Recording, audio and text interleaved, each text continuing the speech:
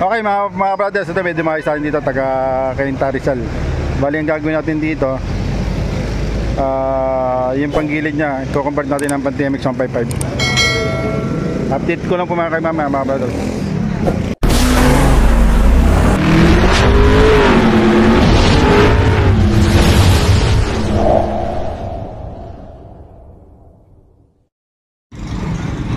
Okay, magandang araw sa inyo mga brothers. Welcome sa aking channel. Ito, Mariano Brothers Moto TV. Bali ito, may device natin dito, TMX 125 Alpha, taga Cainta Rizal. Bali ang gagawin natin dito, yung kanyang panggilid, papalitan po natin ng pang TMX 155. Dahil ito mga brothers, yung kanyang clutch housing, papalitan natin ng pang TMX 155. Tapos yung kanyang pinion gear at saka itong kanyang bomba. Ayan. Yung kasing kanyang TMX 155 na clutch housing ay 70 teeth.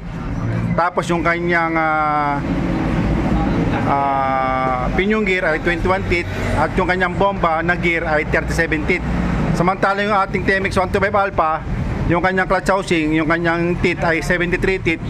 Tapos yung kanyang pinion gear ay 18 teeth yung TMX 125 Alpha. Tapos yung kanyang bomba ay 41 teeth yung kanyang ngipin.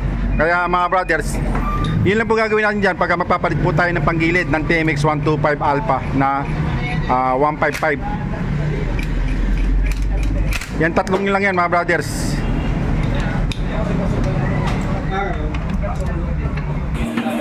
Plug and play lang yan mga brothers.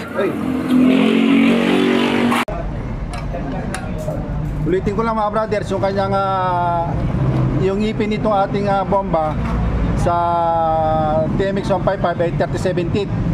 Ito naman pong pinion gear ay 21 teeth. Yung clutch housing niya ito ay 70 teeth. Samantala yung ating TMX 125 Alpha, abot mo ayun. Ito 73 teeth ito.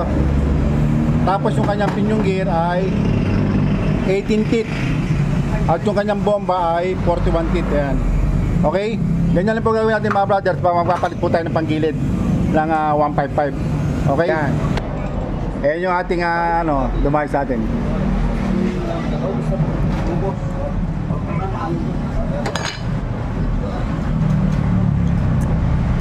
Okay mga ka-brothers, ito.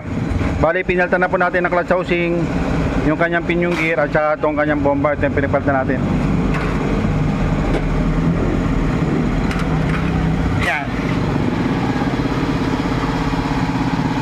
Mamaya matesting natin to mga brothers.